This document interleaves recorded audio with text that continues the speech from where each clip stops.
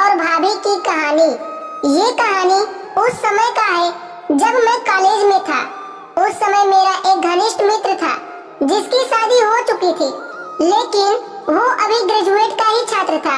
मेरा दोस्त जिसका नाम प्रेम था और उसकी पत्नी का नाम पूजा था, हम दोनों दोस्त थे। एक दूसरे के घर आते जाते रहते थे क्योंकि एक ही मोहल्ले में अपना घर था, तो पूजा से मिलना जुलना हो जाता था। मुझे पता था कि पूजा मन ही मन मुझे चाहती थी। मेरा दोस्त का जन्मदिन था तो उसने आसपास के लोगों के साथ मुझे भी अपने जन्मदिन पर बुलाया था। मैं भी गया। वहाँ देखा तो सभी लोग आए हैं और मेरा ही इंतजार हो रहा था। मुझे देखते ही मेरे प्रेम की पत्नी पूजा मेरे पास आई। उसे देखकर मुझे पहचानना भी मुश्किल हो गया। उस दिन इतनी सजी हुई थी, उसके वृक्ष मानो बाहर निकलने को बेताब है। मेरा भी मन विचलित हो उठा। अब समय हो चुका था केक काटने का, तो सभी लोग मिलकर केक काटे और पार्टी भी हुई। सभी लोग ने जमकर मद्य पदार्थ पिया, लेकिन मैं अपने लिमिट से बाहर नहीं हुआ। प्रेम को तो इतना सभी लोगों ने पिलाया कि उसे होश ही नहीं हुआ। सभी लोग अपने अपने घर जा रहे थे। मैं भी प्रेम को उसके बिस्तर पर लेटाकर घर जा रहा था कि तभी पूजा आकर मुझे पीछे से लिपट जाती है और घर जाने से रोक ली। मैं भी मन ही मन चाहता था कि आज की रात पूजा के साथ गुजार लेता हूँ। हम दोनों दूसरे बेडरूम गए और पूजा भूखी शेरनी की तरह वो मुझ पर चढ़ गई, मानो कितने दिनों से प्यासी थी। फिर हम दोनों ने रात भर एक दूसरे की प्यास को बुझाया। सुबह मैं जल्दी अपने घर चला गया ताकि प्रेम को इसकी खबर न लगे। उधर जब प्रेम सुबह उठा तो वो ये सोचकर परेशान था कि कल के दिन अपने पत्नी को समय नहीं दे पाया।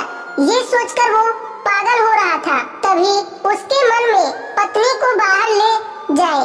उसने पूजा को बताया, आज हम बाहर चलेंगे। तो पूजा बहुत खुश हुई और वहाँ भी मैं पहुँच गया और प्रेम और पूजा से मिला। फिर इधर उधर की बातें हुई और हम सब घर आ गए। अब मेरी पूजा की हर समय फोन पर बातें होने लगी, प्यार बढ़ने लगा। प्रेम जब घर नहीं रहता था तो मैं उसके घर चले जाता और हम दोनों मजे करते। अब पूजा मेरे बिना रह नहीं पाती थी तो प्रेम सामने भी कभी चाय कभी डिनर पर बुलाया करती थी। अब धीरे धीरे प्रेम को शक हो गया कि कहीं पूजा और मैं कुछ गलत तो नहीं कर रहे हैं। तो प्रेम ने एक चाल चली कि सुबह वो ऑफिस चला गया और पूजा मुझे कॉल पर बुला ली और हम दोनों रोज की तरह एंजॉय कर रहे थे कि हाफ डे छुट्टी लेकर वो आ गया और हम दोनों को पकड़ लिया। अब हम दोनों की नजरें उससे मिल नहीं रही थी। प्रेम भी आग बबूला हो गया और पूजा को तलाक दे दिया। हम दोनों प्रेम के घर से निकलकर मैं अपने घर आया और रहने लगे। कुछ दिन बाद हम दोनों के बीच छोटी छोटी बातों पर लड़ाई होने लगी। तभी मेरे मन में एक सवाल उठा कि जो औरत अपने पति को अपने शारीरिक सुख के लिए उसे पीठ पीछे गद्दारी कर सकती है, तो ये मेरे साथ क्यों नहीं कर सकती है। इसकी बात पर मैंने भी उसे कह ही दिया कि मैं किसी और से शादी करना चाहता हूँ और मैंने किसी और से शादी की और वो मेरे पास से चली गई। उधर प्रेम भी अब किसी पर विश्वास नहीं करता है। तो इस कहानी से हम सबको सीखना चाहिए कि जो लड़की या लड़का आपके धन आपके जिस्म से प्यार को देखकर आपके पास आई हो, उस पर कभी भी विश्वास नहीं किया जा सकता है। वो कभी भी आपके साथ विश्वासघात कर सकती है।